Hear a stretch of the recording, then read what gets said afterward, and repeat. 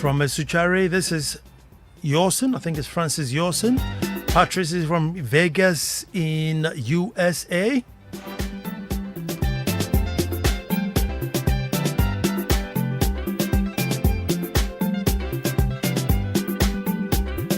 And Gispa is in Dowinya.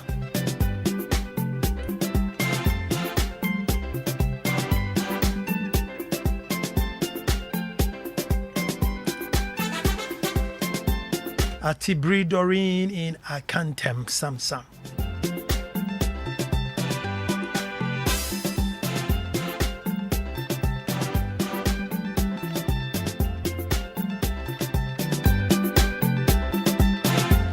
Well, folks, you know we start the way we start.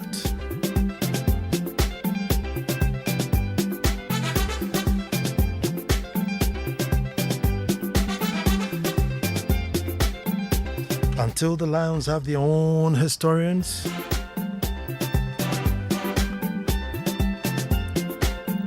the tales of hunting would always glorify the hunter. And you know I'll say that again.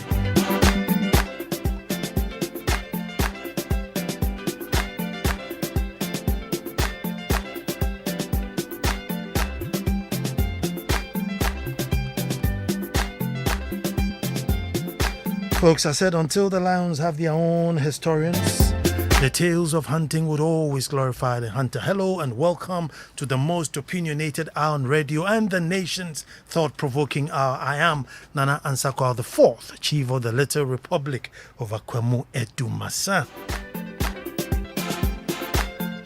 It's a very fine yet sad day to perform our ritual on the day that we mourn and send off His Excellency Jerry John Rawlings back to his maker. We still have to come together and do what we do best. So, welcome to the ritual that I call That's My Opinion. The saga of 50 plus 1. That's our topic, folks. The saga of 50 plus 1. But I need you to forgive me, forgive me, because I don't know, I don't think I have researched it well. Maybe I'm talking from an idealistic position which may not be right, but hey, this is an opinion. I throw it out and we all jojo and we talk about it. Folks, it's indeed true that when one dies, that's when you hear the good deeds about them. And I've been listening to glowing tributes about His Excellency Jerry Rawlings, God bless his soul. And I was just amazed. Oh yes, I was just amazed. The persons and the quarters from where these glowing tributes have come from are even more amazing. Well, folks, as they say, it's all well and good. But one thing which stands out across all those who may like or unlike him and everything, one thing came across, that he was the father of the Fourth Republic. The fourth and longest republic.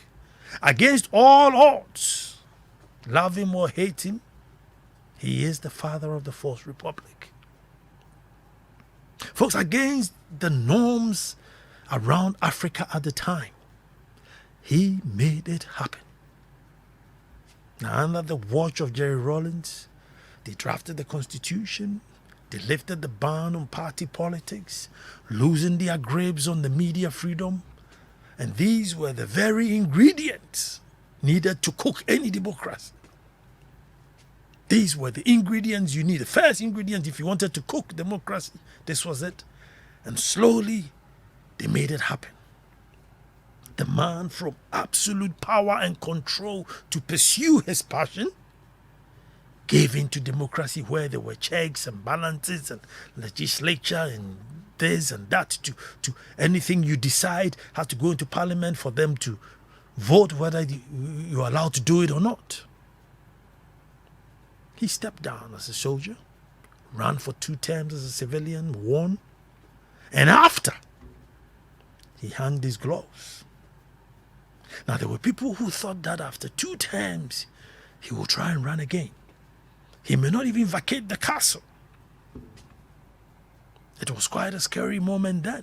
What was going to be plan B should he refuse to leave the castle? He still had his 64 battalion, very loyal to him. These were young boys who were still had the democracy the revolution running up and down in them. Even though we had gone into constitutional rule, they were still stuck in the revolutionary days. And they are loyal.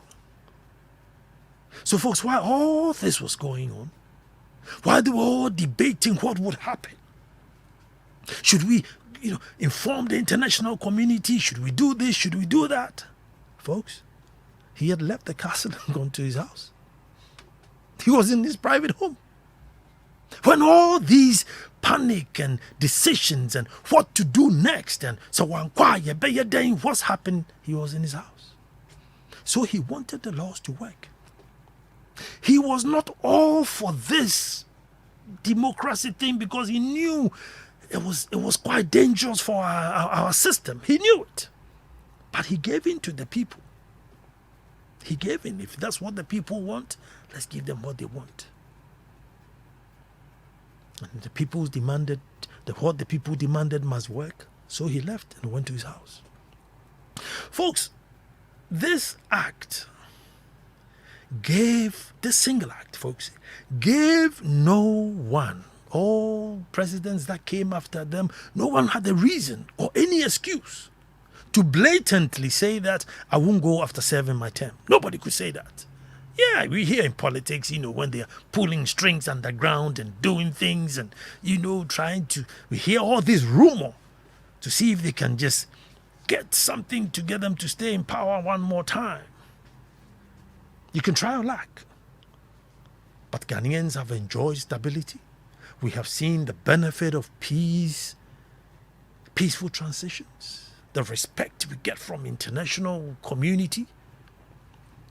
And so we are not going to accept anything else other than you serve your term and then you go your way. Whether we like you or not, we will endure you for 4 years. And then after, 8 years, whatever it is, we shall endure and you go. We're not going to truncate it for any reason. Thanks to Jerry Rawlings. Once upon a time, those of you who were young, you could just turn on the radio and there was an attempt to overthrow the government. There was always an attempt to overthrow government. And during his reign, he stopped so many attempts to overthrow his government. He came across as very alert and very strong and very brute. And so that sort of coup d'etat stopped. And when it stopped for a long time, and we started enjoying the benefits, we got to appreciate it. Now, when media houses were opened and political parties were now allowed to run, it became more and more difficult for anybody to just pick up a gun and say, well, that's it, I'm taking over. Jerry had set the ball rolling. But folks, bear in mind that at the time the Constitution was being written, there were certain things that had to be considered then. Here are soldiers who had ruled for about 11 years. They had been excesses. But don't forget, they had the power. So, in order to let them give up the power, there had to be some high-powered assurances that whoever gets the power next will not come after them. If I have the power now, and you're telling me, Nana Ansah Kwao, give up this power and maybe Abeku, your son, could get it. And as I'm saying, there had been excesses. Bear in mind, they're coming to revolution. I need to be sure that when I go home without the power, Abeku is not going to come after me. Otherwise, I'm not giving it up. So in the interest of country and everything, things were done. Folks, they had enjoyed some luxury, and so they had to be assured some luxury, some indemnity for them for peace of mind. Folks, it was with this that certain things were added onto our Constitution, so that it wasn't so scary when one loses power at the time. If these assurances were in place, well, if I lose power, I'll go with some sort of luxury. I'll have some sort of security. The other guy is not going to come chasing me. And so it's not too scary. And that birthed the Fourth Republic. Things had to be added so that those in power then were assured that they could leave power, go home in peace. Folks, however, I don't know about this clause, what came about it, how they arrived at it, that in a presidential election, whoever gets 50 plus 1, excuse me, whoever gets 50 plus 1 gets to make all the decisions, choose all persons who occupy positions within the term of 4 years. Folks, should we relook at it or leave it as it is? If 10 million people go out there to vote, 5,000,001 vote for one candidate, 4.9999 million vote for the other. Then the candidate with this one extra vote is given all the authority, control, and power. So let me put it this way. Let's say one candidate promises to paint the town red. The other promises blue. The red guy wins by 1 vote and then disregards the fact that nearly half the people wanted the town to be painted blue. Disregard the fact that nearly half of the people wanted the town to be painted blue, and that the views should be disregarded. So all of a sudden there will be songs. Wayari, wayari, wayari. There'll be songs. There'll be teasing. There'll be trolling on social media, and it is as though just worry. It's as though you didn't even get any vote. Folks, if you read the sentiment, you would have thought that candidate did not even get any vote. Nobody supported them. Meanwhile, nearly half of the candidates, nearly half, supported that candidate. And I am asking us, considering that we are living in one country, which should have one goal and one view, one destination, maybe different routes to get there, but hey, we need to get there. And I said you can do your research from Wa all the way to Axim. Take a pen and paper and go and ask people what they need. And I'm sure it's going to be roads, it's going to be jobs, it's going to be schools, it's going to be boarding house, it's going to be PPEs now if you were going to. I mean, we all seem to want the same things. We all seem to want the same thing. All that's changing is probably the route to achieve what it is that we want. That's why I'm asking, can there be a sort of an inclusive way? Yes, you have won. Yes, you have won, undoubtedly, whether by half or by whatever it is you won. But considering the margin of victory, let's say if a candidate came in, candidate A got 80% of the vote and the other one got 20. Well, as for 80, maybe strong enough for you to take, nearly enough absolute decisions. If you win by 80%, you can confidently say, look, with a margin of victory, the people are seriously in tune with whatever it is you're bringing. But if you win by these tricky margins, I am asking, shouldn't there be a way in which we include those who have wanted the town to be painted blue? Should there not be a way in which we include those who have wanted the town to be painted blue, so that losing does not become a cancer? So that losing does not become a cancer.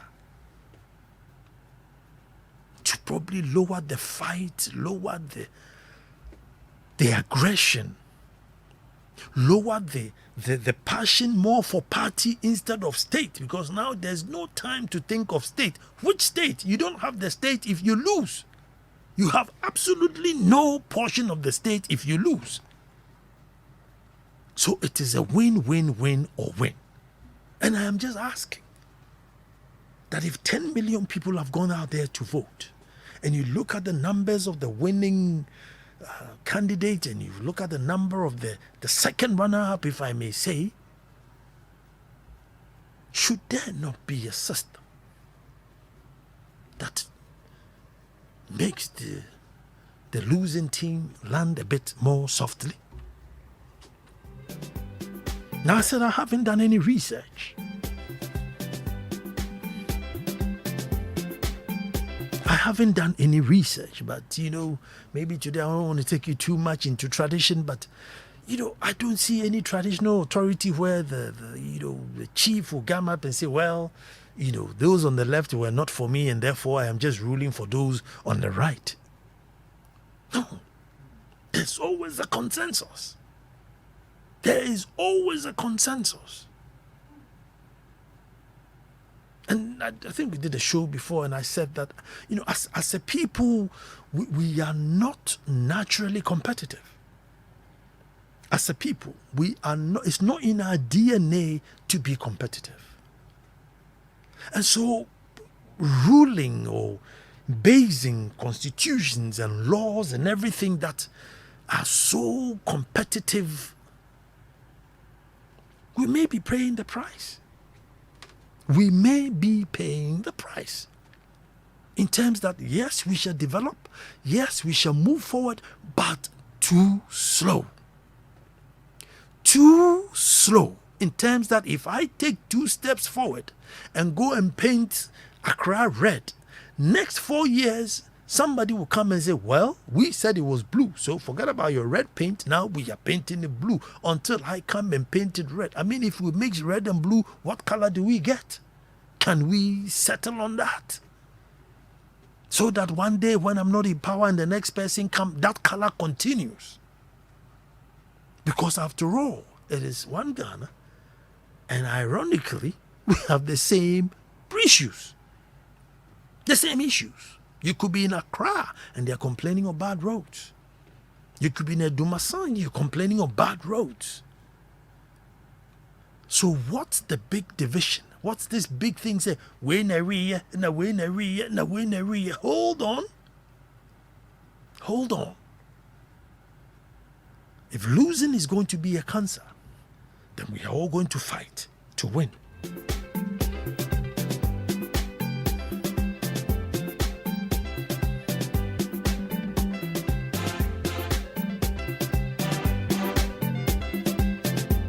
So today, that's why I'm asking about the saga of the 50+1. What was the idea? Some of the clauses in the Constitution then made sense. Today should be scrapped. But at the time, it made sense. I mean, there were soldiers coming into military, civilian rule, and they could lose power. If they lose power, are they going to be dragged to court and, ask them about the excesses and come and answer your questions? If that's the case, then I'm not leaving power. I'm staying. Then I'm not leaving. I am staying. So maybe even today, those clauses should be out because there aren't going to be that excesses. You're not coming from any military rule to come and cause that excesses. So those clauses now could be taken out. But while we are taking those things out, I am asking that this idea of 50+1, should we now probably divide the positions? That if you want to have absolute control, you must get 80%.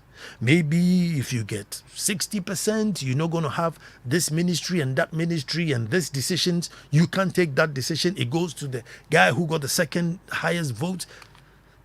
So that losing does not become too scary. Because once losing is not scary, I am telling you, the game is played a bit fairer.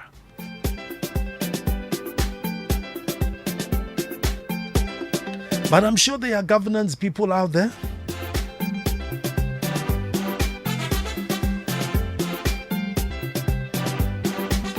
I'm sure there are governance people out there who would educate us on this 50+1 and why it was put in there.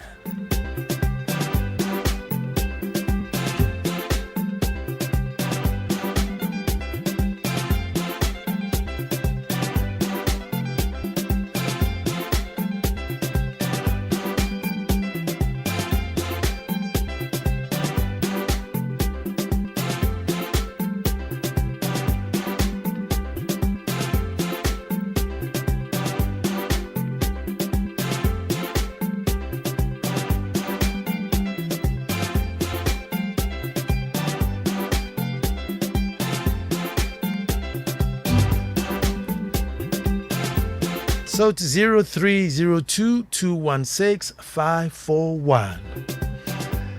0302 216 541.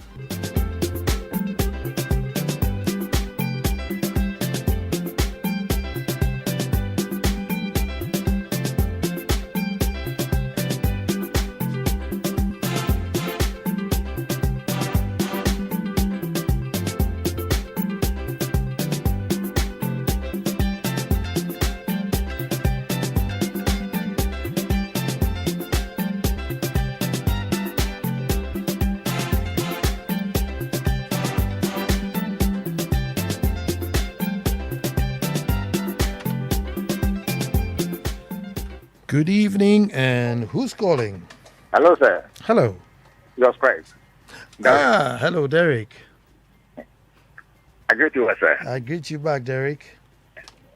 Now, I can't agree with you more. You see, the issue at stake here is a bit more dicey. But before I start, I think let me pay tribute to late president.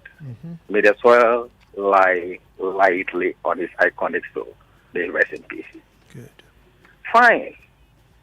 The indemnity clauses, it came in because of the excesses of the revolution.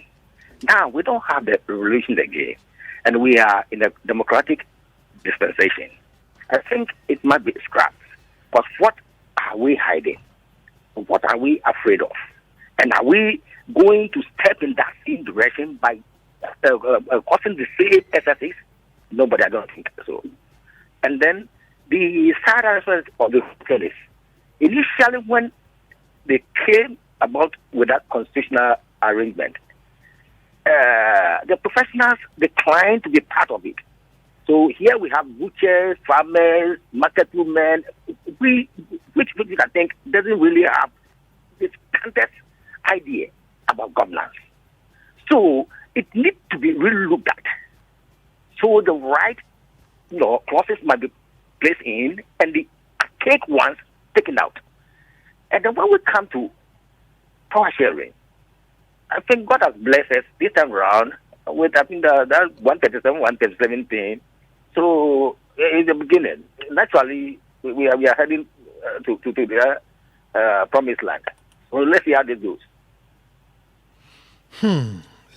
Thank you very much. 0302 216 541. Yeboah is on the line. Hello, Yeboah. Good evening, Nana. Good evening. Oh, Nana, I'm happy you are discussing this matter this evening. You see, this issue about the constitution that gives winner takes all to whoever wins the election is a major problem we have in this country.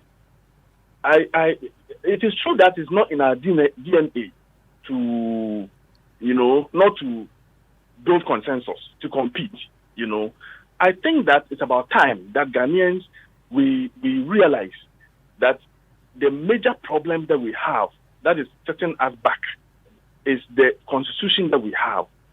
Unfortunately, Nana, this thing, I don't think the politicians themselves who benefit from this system will be willing to initiate any change. So what we need in this country really is some kind of social action for Ghanaians to realize that this is what we need.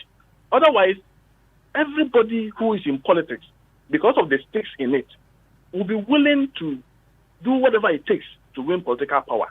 It is a serious matter, and I'm very glad that you are discussing this matter this evening. Well, it's a matter to be discussed. Thank you so much for calling 0302 216 541.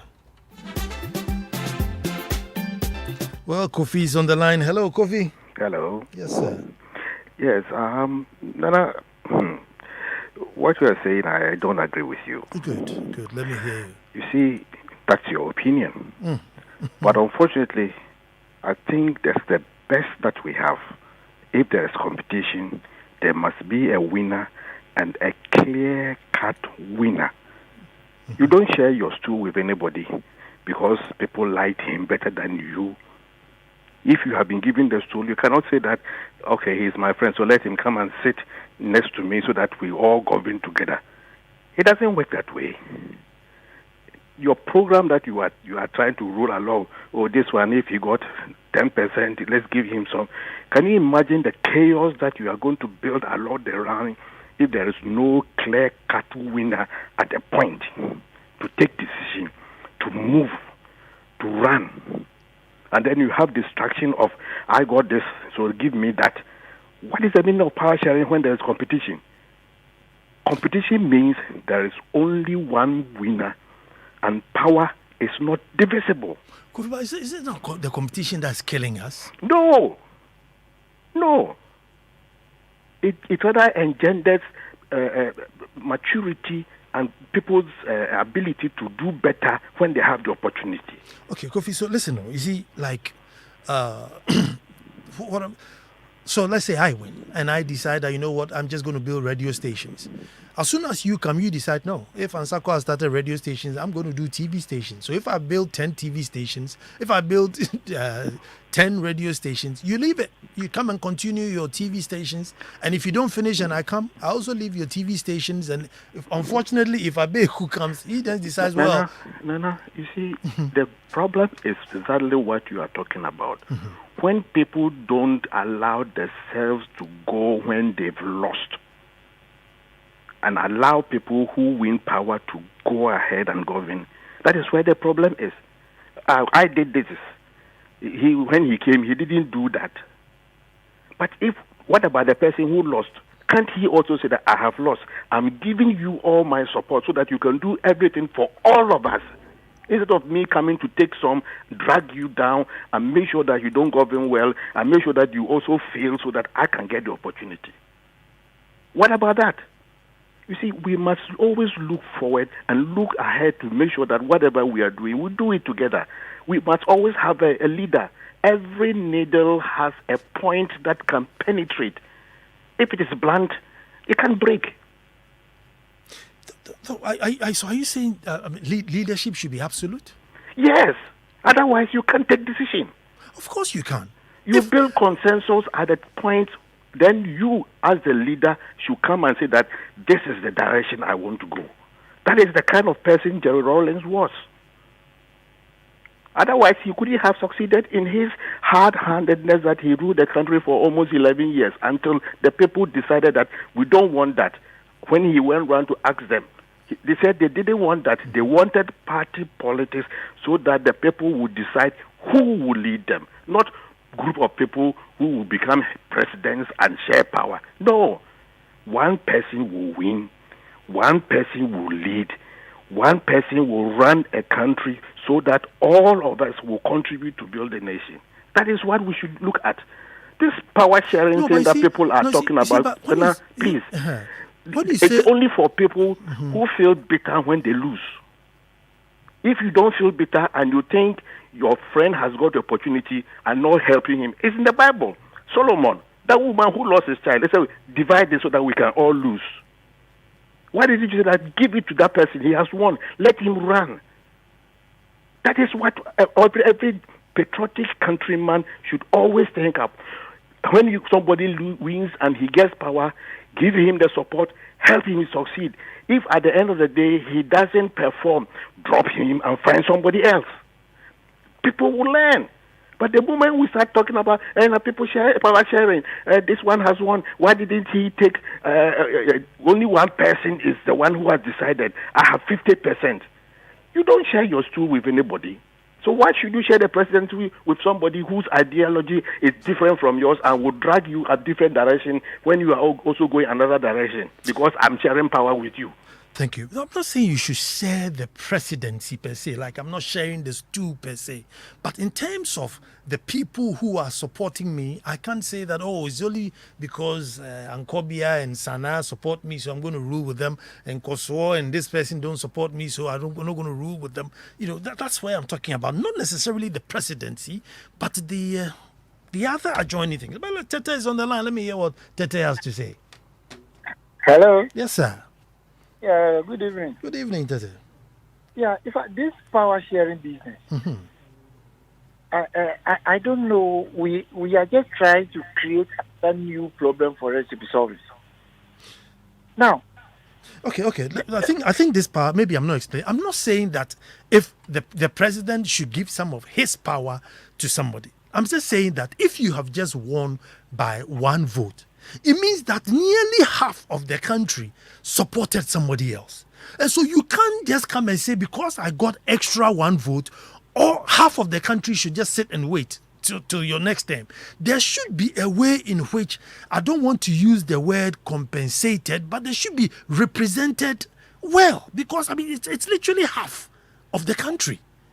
So yes, you are the president, but there should be, I don't know whether you give some ministerial position or ambassadorial position or some chief executive positions to go to that side too, so that they know that, listen, we are also part of Ghana.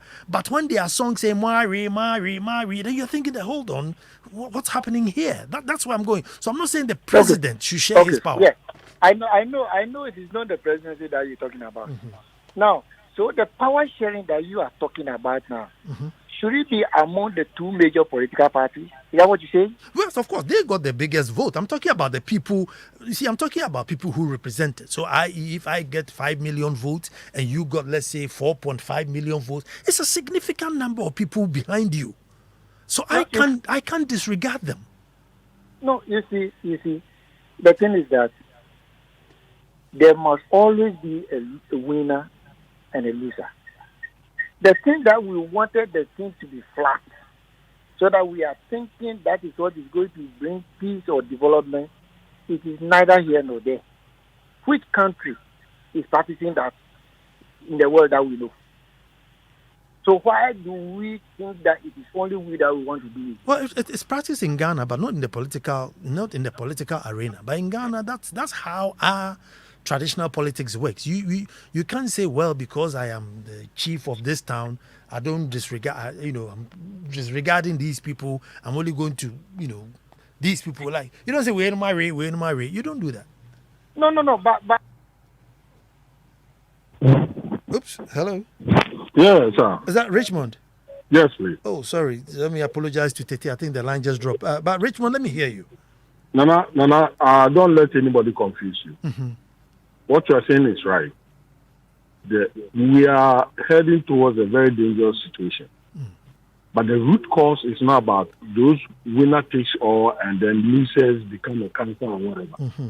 The root cause is scarcity of resources, people becoming greedy and then inconsiderate, and then we are fighting. It's like small pond and we are all in it.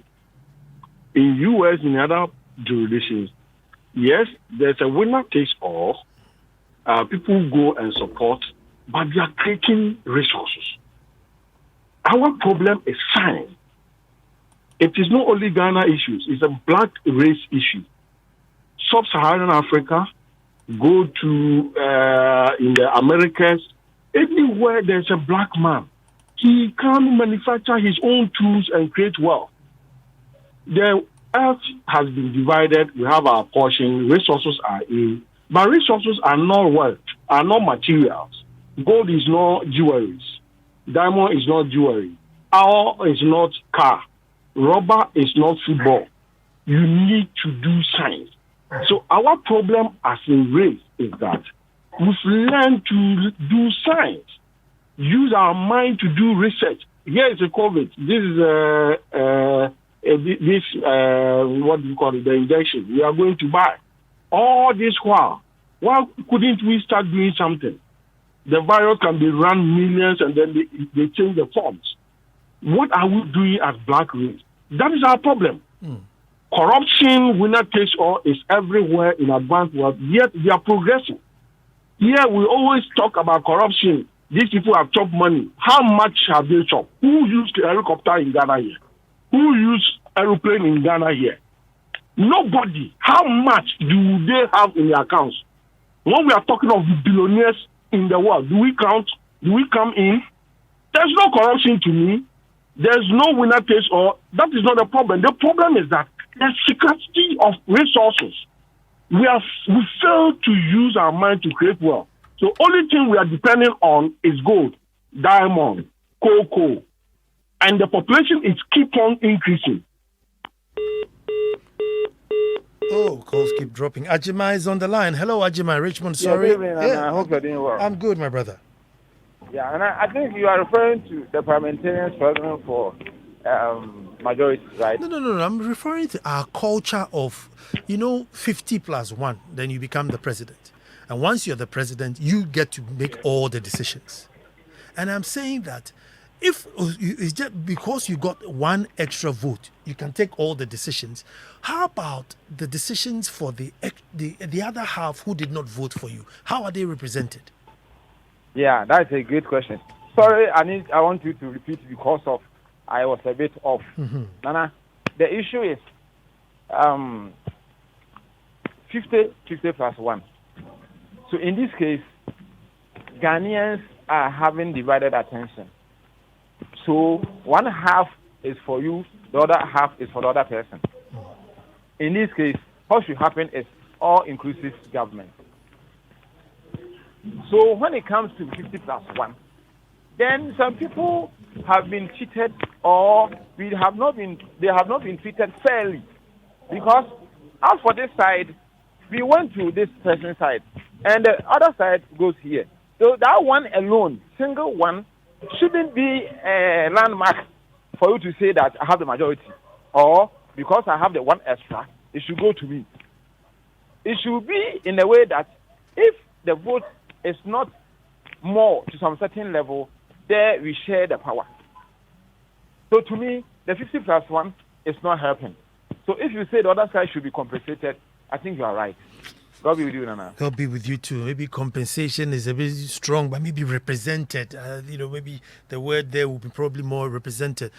Good evening, Nana. Please tell those misunderstanding the concept of power sharing, as you have explained, that it is not for nothing that in some cases you require a 2/3 majority to get your way. It's not a simple case of winner takes all. This is Guy Fawkes in the UK. That's Guy Fawkes in the UK. It's a tricky thing that's really bugging me because, Okay, here I have a phone call. Hello. Yeah, good evening. Good evening. Yeah, it's interesting the topic that you raised this evening. Mm-hmm. Winner takes all. Why should it even be so? It is so because they are not here to serve you. They are supposed to serve us. Servants. That's what they're supposed to be.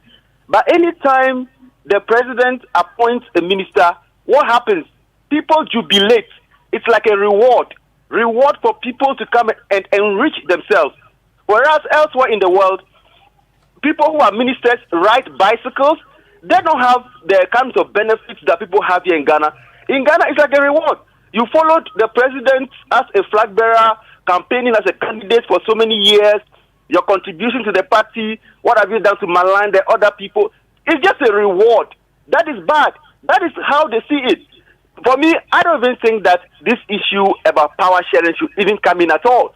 The issue is, if you are the president and you mean well, you can employ people from among Ghanaians. You don't need people who are not experts, but just because they supported you. If you look at the example of the independent candidate in Siama in parliament right now, the president stood at his constituency and told the people that he cannot work with a Siama, so they should not vote for him. Today they voted for him, and he is forced to work with him. That is the will of the people.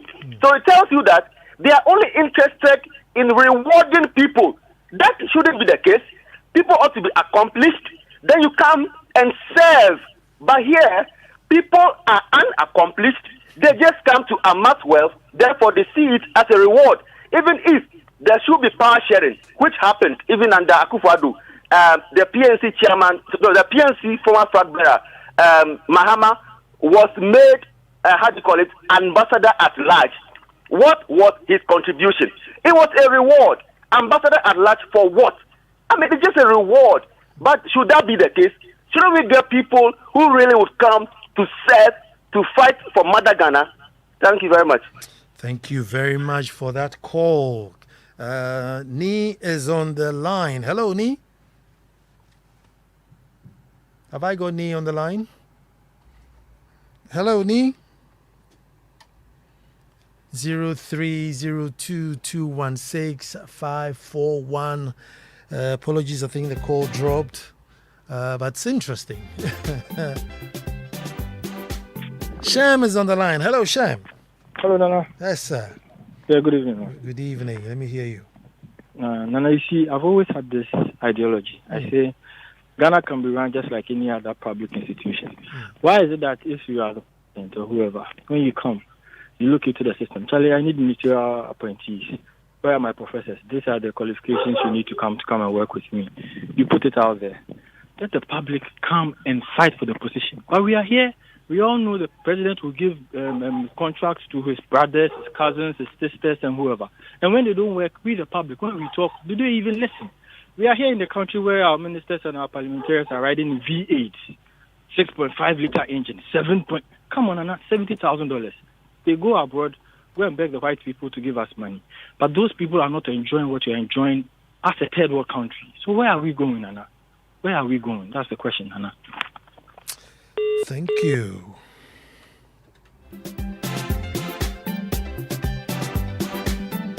Nana, what you are mooting is currently what we have. Presidency belongs to the blues, but parliament belongs to the green people. Every decision the blue wants to make must go through the green. Can you see what's happening? The problem is that the Greens don't even know they've got the power to change things. Let's see what happened. Eunice from East Legon. Thank you for sending a message. And Ebenezer is on the line. Hello, Eben. Good evening, if you can hear me. I can hear you. Good evening. Now, first off, let me bid a fond farewell to former President Jerry Rawlings John. Great. Nana, I respect your opinion this evening, those of you who share it. But respectfully, I have to disagree. I respect that Nana, too. all over the world, only one winner emerges from an election or competition or whatever it is. You know, Nana, when true football teams, they lock it out for 90 minutes, there is extra time for 30 minutes. The final decider is what? The penalty shootout, because only one winner must emerge. Mr. Biden won the elections, and he is going to choose Democrats to form his government. Nana, if you had a pack of wachi, this takeaway, styrofoam of wachi, and excuse me to say, I and your wife were both hungry. Nana, it's only natural that you give it, and natural and understandable that you give it to your wife. So the problem is not 50 plus 1 or 80 plus 10. The problem for me is what? Not holding our leaders accountable after their stewardship. That for me is the problem. And as a student of law, then I've come through the 1992 Constitution. Nowhere has it been spelled out that a president after his tenure can be what? Can be taken on for his tenure. I'm sure astute lawyers are listening to me and they would quickly say, no, there is Article 57 Clause 6. Nana, Article 57 Clause 6 only makes reference to what the president did in his personal capacity. So, all those lawyers out there listening to me, I invite you to interrogate this Article 57 Clause 6. It's something that we need to overhaul so that everything will move on smoothly. The problem is not winner takes all. The problem is not taking our leaders to account. Thank you very much. Thank you very much. Thank you very much. Thank you very much.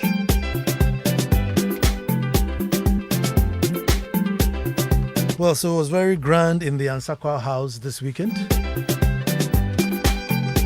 23rd of January was our birthday. 24th of January was my 10th anniversary day, very day. So Saturday, I was 51. And And then Sunday, I was 10. What a grand day. So it will all start Friday, 2nd April, if we haven't been locked down yet. Friday, 2nd April. Big gospel bash in Edumasa. Lead gospel act Ohima Mercy. Saturday, Grand Derby. Climax with Amachi Dede. And then Sunday, Grand Church Service. Lead preacher will come out soon. But Monday, the biggest Kukunte party ever in the Western West Africa. The biggest Kukunte party ever. 5th April on Monday. You don't want to miss this. So it's all happening in the little republic of Akwamu Edumasa. So happy birthday to you, Awo. Happy anniversary to me. Iggy is here to give you the overdrive. Ernest Menu is here to give you the news bulletin.